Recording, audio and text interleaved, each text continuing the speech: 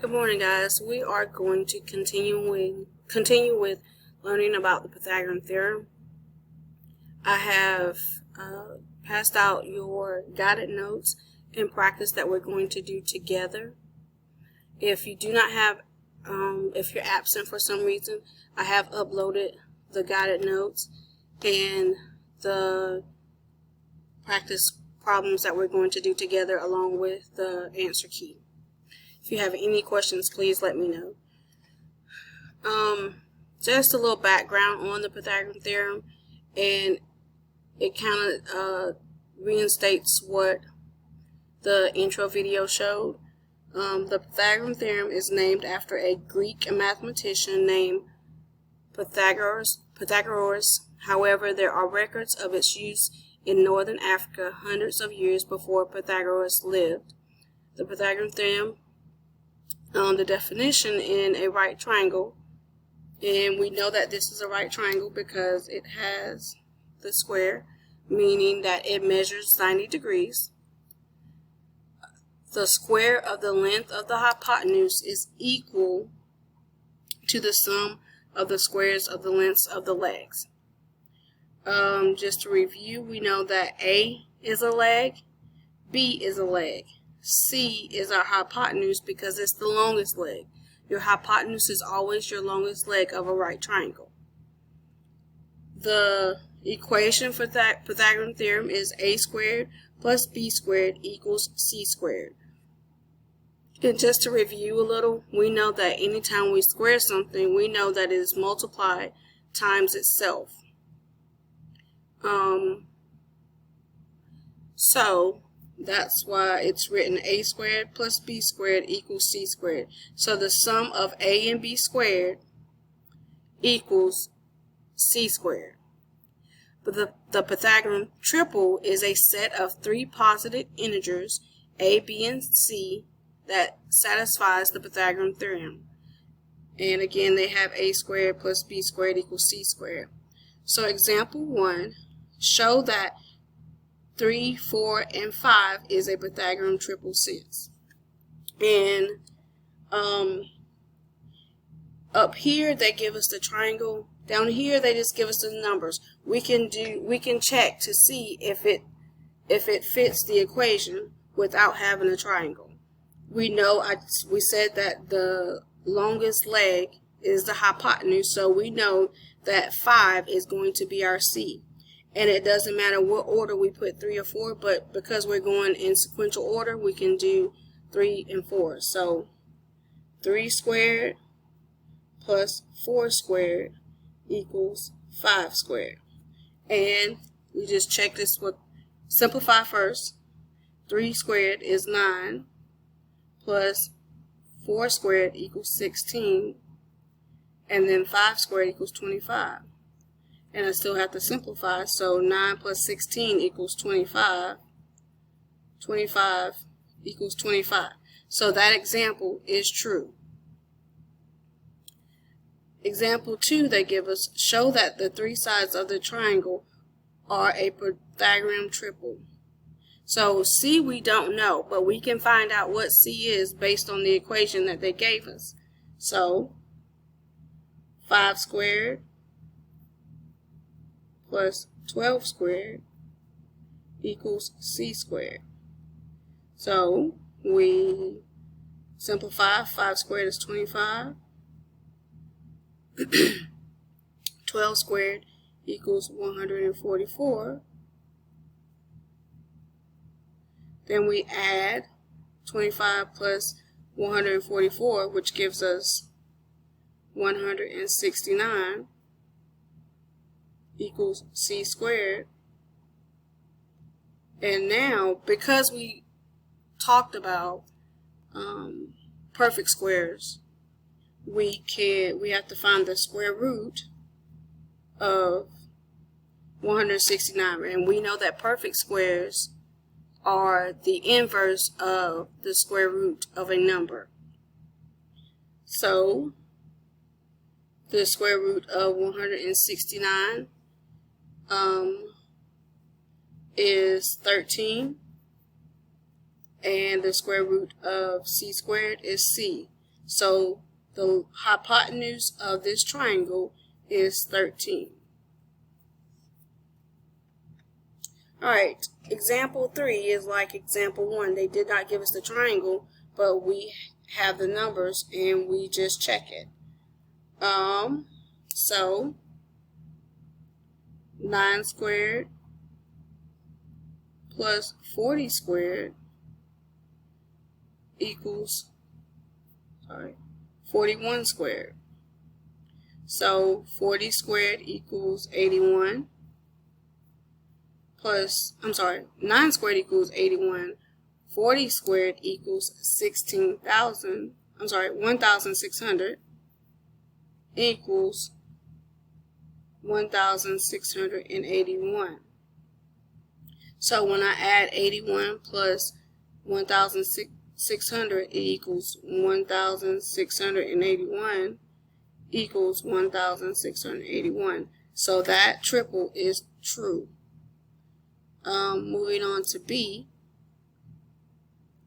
10 squared plus, let me zoom in because you might not be able to see. I'm sorry. 10 squared plus 49 squared equals 50 squared. And we simplify. And some of these you may know because we've been practicing our perfect squares. So we know that 10 squared equals 100.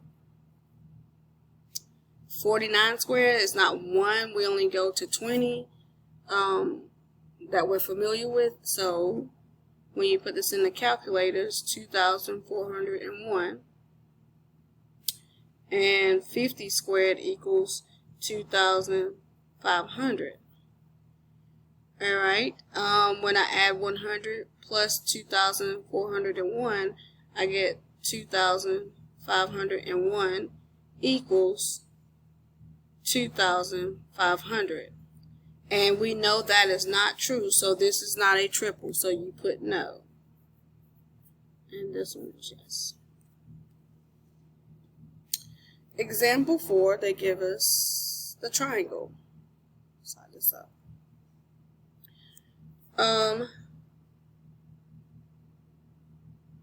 How would I set up this problem? You're correct. So here I don't know, this could be my B. I don't know what my B is, but I'm going to put X there. So I have 9, actually that could be my A. It doesn't matter. 9 squared plus X squared equals 11 squared. And I simplify. 81 plus X squared equals 121. And this is a little different. This is a review of when we're solving for an equation. This is when all of that comes into play. You have to put our numbers on one side and our letters on the other. So here they added 81 because that's a positive 81, and we know that what I do to one side I have to do to the other because I want to balance out my equation. So the opposite or the inverse of adding 81 is subtracting 81 from both sides. That balances out, and then I cancel that out because the inverse of a number cancels it out. So then I bring down what I have. X squared equals 40, and then I'll find the square root. X equals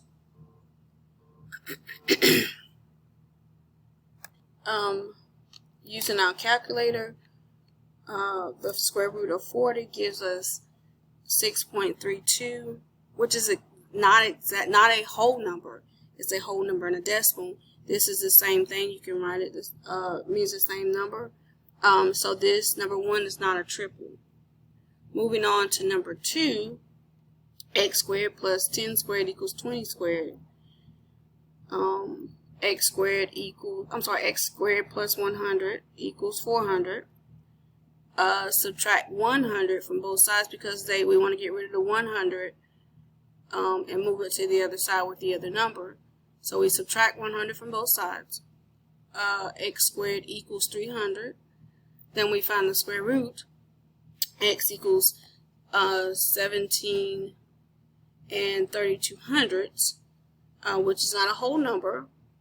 But if we were writing it as a radical, it would be x equals 10 times the square root of 3, which is not a whole number. So we know that number 2 is not a triple, Pythagorean triple.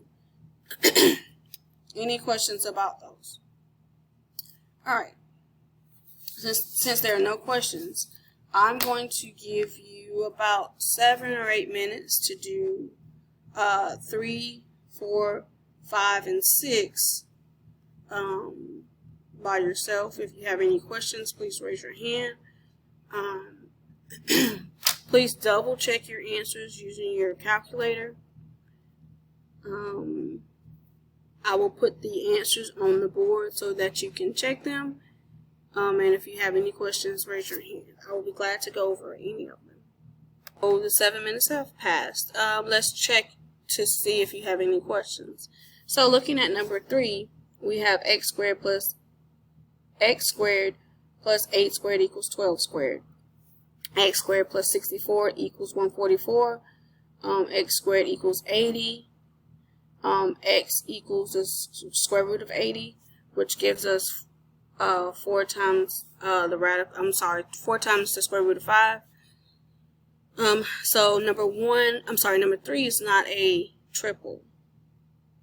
Number 4, and so 4 squared plus 4 times the square root of 3 squared equals x squared.